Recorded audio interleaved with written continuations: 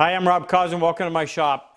If you cut dovetails by hand, you have probably had the misfortune of making a mistake and having a gap show up in the finished joint. I'm going to walk you through the process of making a repair, and hopefully it'll be invisible. Stick with us. I'm Rob Cosman, and welcome to my shop. We make it our job to help take your woodworking to the next level. If you're new and you haven't subscribed, please do so.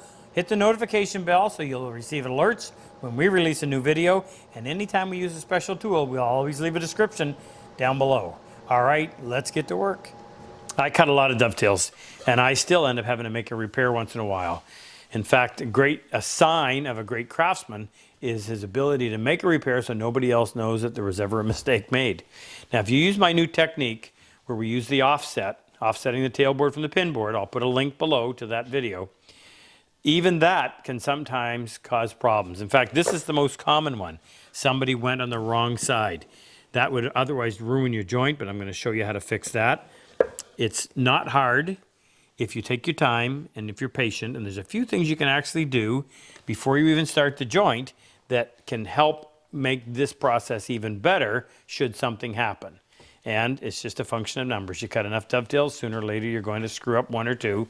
I'll show you the process, and we'll take you to the point where you're able to fix your own joints to the point where nobody can tell the difference. So the first thing I'm going to tell you is save some of the scraps that came right off of that same board, because if we have to go back in and make a repair, it's nice to be able to match it with a piece of the wood that's part of that same board. So here I have a couple that came off the end. Now, we're going to do this one first. This is very common. And you can see that this one has a lot of sapwood. However, my advice is that you always repair from the end grain side. Meaning, instead of going in and trying to cut a rectangular shaped piece of wood that is the same as this, that'll stand out. Because you're going to put a piece of long grain that's going to stop right there. It's just too evident. We want to repair from the end grain. You've got a better chance of slipping a piece of wood in there to where the end grain is exposed beside another piece of end grain. That is far easier to disguise. So if that's the case, then we're going to want a piece of wood that is this color. And if that's my scrap, I've got sapwood on that end. I've got that pinkish color over here, with, by the way, this is pine. So I'm going to use that side. Now, I have a couple of options. If I just want to fill that gap, it would be possible to do. However, it would then give us a line on the end of this tail that is sloped. And the others are all nice and parallel and perpendicular. So I say, instead of going in and fixing that gap, what we really ought to do is go in and make this gap uniform. And the way to do that, you got to be careful at it. You don't want to make it worse. By the way, it's always great to make your repairs while the glue is still fresh or somewhat soft. This has been done for a while, so we're not going to have that luxury. So I'm going to attempt to go in, and I'm going to try to saw from here right down to here. And if I can get a nice uniform gap, I can go in there with a slice of wood that's the exact same width, and I should be able to fix that. Now we've got to be able to do it from both sides, so that's going to add a little more level of difficulty to it, but we're up to the challenge. Okay, I've got to do this carefully. I don't want to make it any worse than it is. So I just think maybe I'll do it from this side.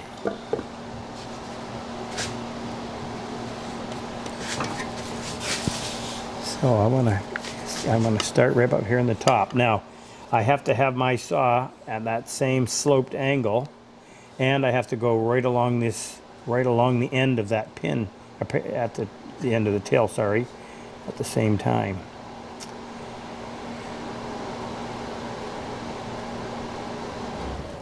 I'm using my thumb to anchor the saw so that as I start sawing, it doesn't slide. I'm having to check my line along the end. I've got to check my angle down the face.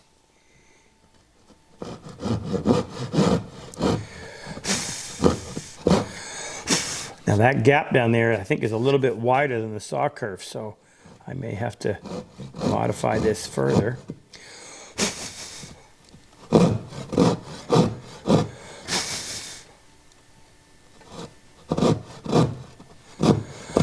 Careful not to go beyond that baseline.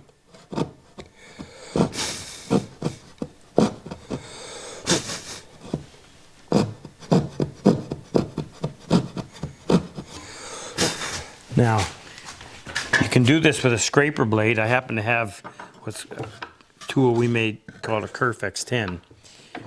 And it's just a piece of blade that is 25 thousandths of an inch thick. The saw kerf is 24 thousandths, so it's almost the same.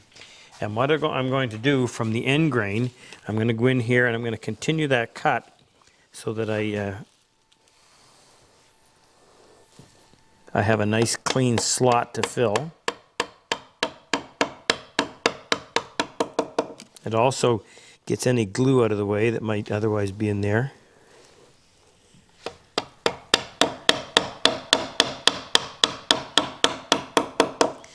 Now, sometimes, depending on how the grain runs, you might want to put a clamp right at the base from here to here to help prevent that from causing anything to split. Now, the other thing that this is doing is when it comes time to filling that, because I've sawed on an angle from here to here, I don't have much of a gap to put a piece of wood in there. So this is going to open that up and allow me to work that easier.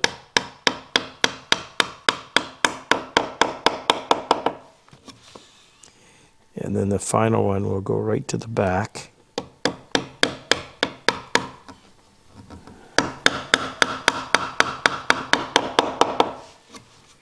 Now, if you don't have something like that, you can take a scraper blade and essentially do the same thing. Set your scraper blade in there and tap on it. Okay, close look. So I've got that clean and open right to the end. Now, check this side. This is the side where the gap ended up being a little bit wider than the saw kerf, but I think I can fix that without a problem. I don't normally do it this way, but I'm just going to go in here and see if I can't.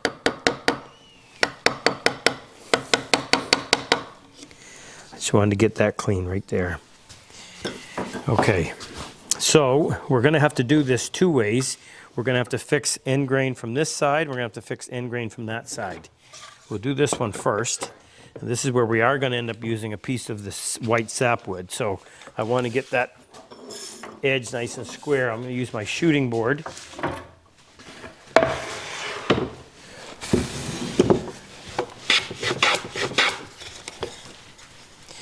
Okay, so this is the same thickness, so that's not going to be an issue.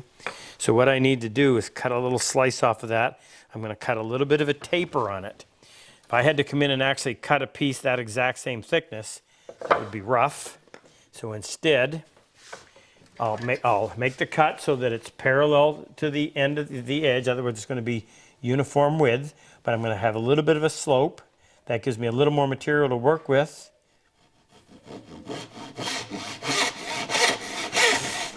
Now, to help stabilize the saw so it's not wiggling on me, I'm going to push against that little wedge. Very, very light grip on the saw. Okay. Let's put this back in place.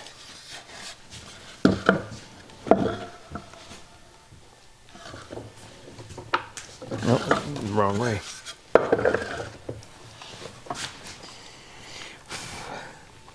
Now, rather than deal with that little fuzzy stuff, I'm going to clip that off just so that it doesn't get bent and get in my way.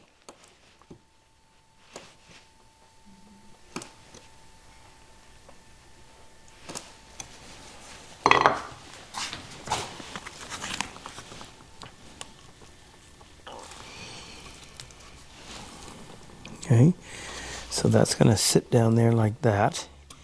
It's a little bit tighter on the inside, so I'm going to turn it around. That's about as tight. I want to drive that because I don't want to push that out, but I want to get it until it's snug. And then we're going to go in with a pencil.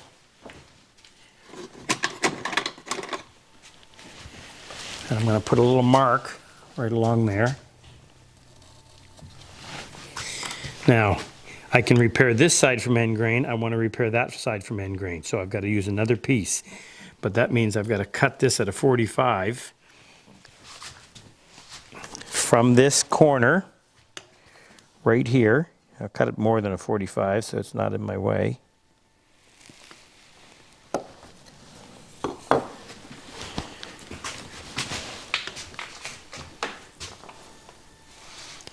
I should be able to slip that in. I would suggest that this surface already be finished before you do this repair, meaning planed.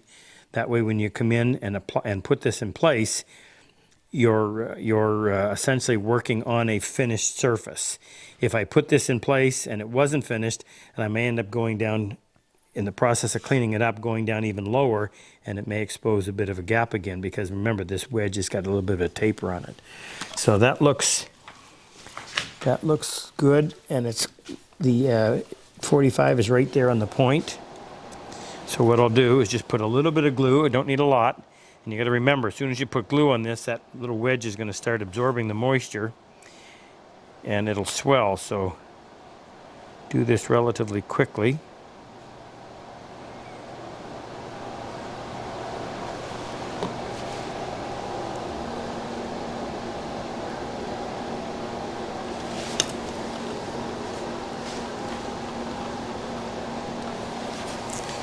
Okay, let that one sit for a bit. Now this one is going to have a reddish hue to it, so I'm just going to plane the end of this board real quick and see if it matches. It's a pretty close match. If I was real particular, I'd look at these rings and say, okay, can I get something like that? So I might even cut, well, let's go ahead and try that. If I make this cut right across, then it's going to look like these rings are coming along like this, and then all of a sudden here they go straight, even though it's not a very big wedge. So what I'm going to do to avoid that, I'm going to try to line these up in the direction that that's headed.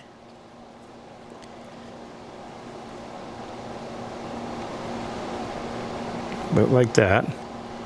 Now I'm going to use my straight edge so it's parallel to this. Okay, so that's the line that I want to be on. You'll see what I mean momentarily.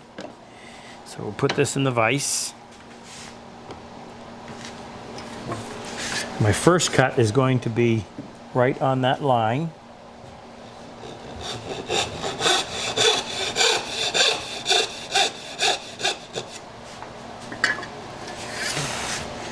Then my next cut is going to be parallel to that. And this is where I'll get my little wedge. I'm just going to cut on the other side of that line.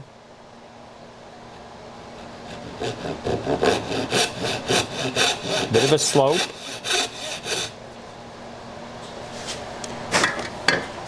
Got to keep the orientation correct.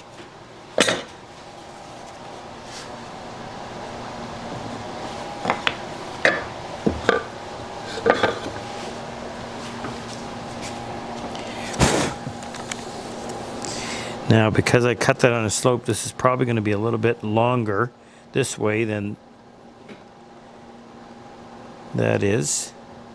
So we'll go in here and mark it.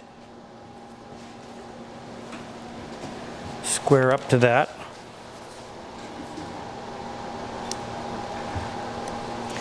Now, while I've got it here, I'm going to cut, well, actually I should put it in there first, but I'm going to trim off that those little fingers at the bottom.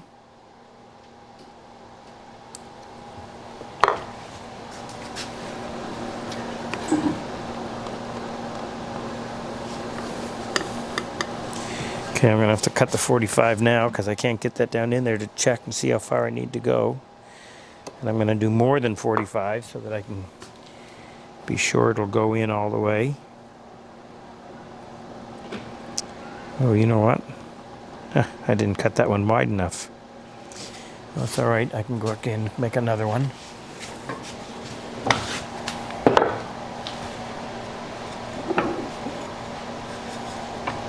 There's that same piece of wood. I'm going to come in and make another straight cut, or plumb cut.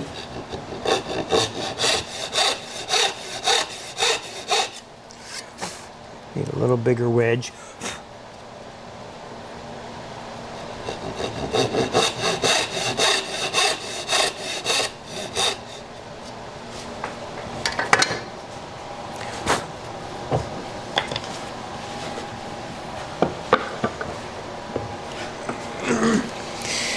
Okay, this is the back end. I forgot too, I need to square that up because that's got a slope on it. So let's go in and I'll write down on here. Just going to put a B, which stands for back. And this is crazy, but I'm going to actually shoot this.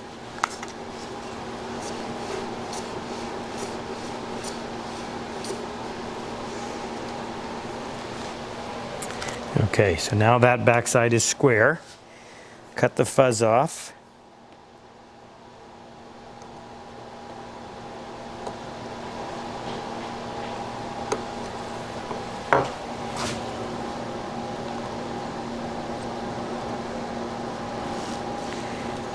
Cut it to lengths, or cut it to width, I should say.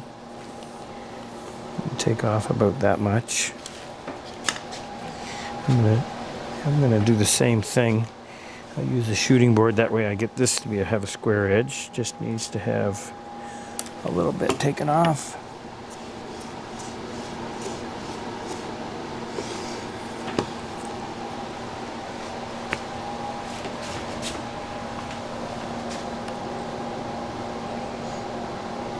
A little bit more.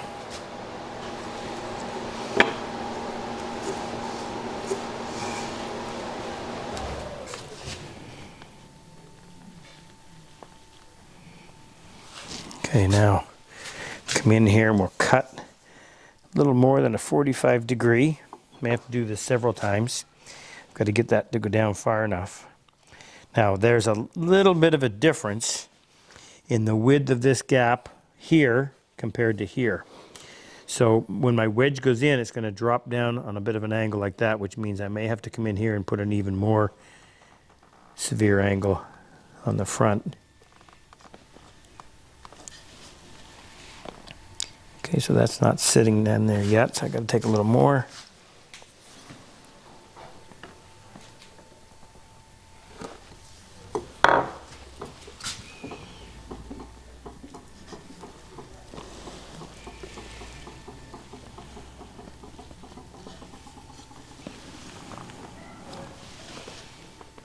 Yeah, a little bit more.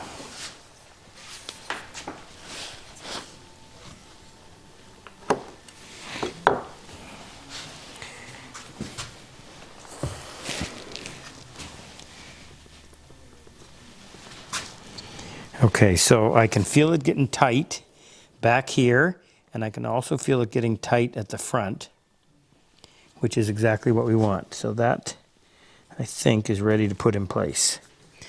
So again, be stingy with your glue. You just need the glue to hold it in place. It's not going anywhere. There's no stress on it.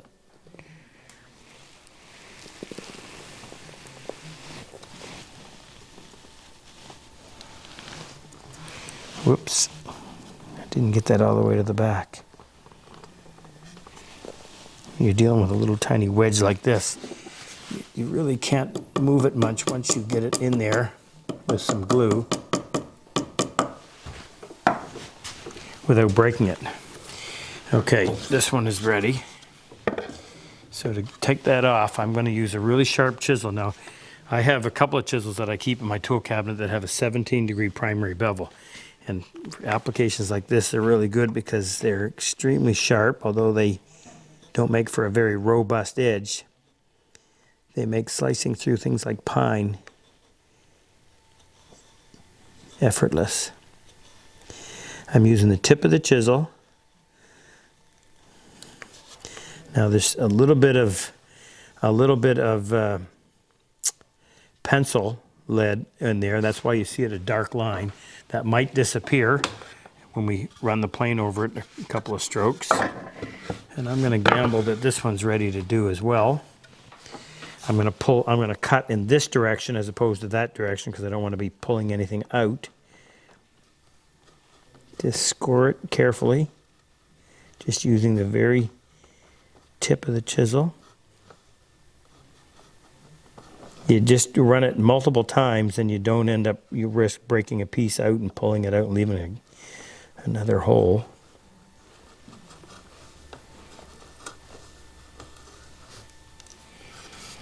Okay, now both those stand out, but I think when we run the plane over it, we may find that it will, it'll disappear. Okay, this one that I was going to do would end up being the exact same. I wasn't quite sure how I was going to tackle this one, but this one would be done the same way. One piece fixes this end, another piece fixes that end. You've got to at least have, maybe it's not a true miter, but you've got to have them both back cut so they join right there and it's not nearly as noticeable. So let's go in and do another one that might be. Okay, so here we've got one, number 7. We don't see any gap at all along this side, but we see gap over here. So we've got to go in and try to fix that. So I'm just going to plane this little bit of area so we don't disturb the rest of this. So I'm going to use my block plane. But I want to have a close look and see how this turned out. It's probably been drying for 20 minutes.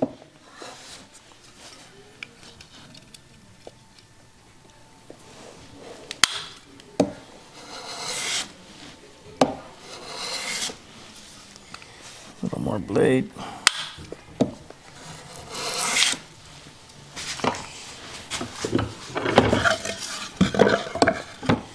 We're going to do this end. And some wax.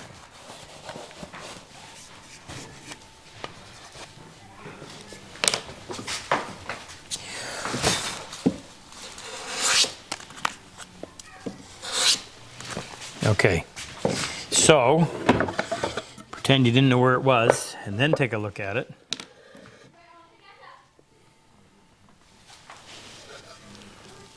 So that one is pretty well hidden.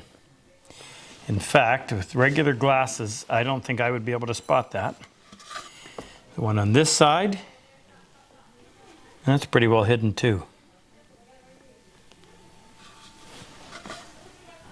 If you like my work, if you like my style of teaching, click on any one of these videos to help take your woodworking to the next level. And I've always said, better tools make it a whole lot easier. If you click on the icon with the plane and the chisel, it'll take you to our website, introduce you to all of our tools, and also talk to you about our online and in-person workshops. Good luck in your woodwork.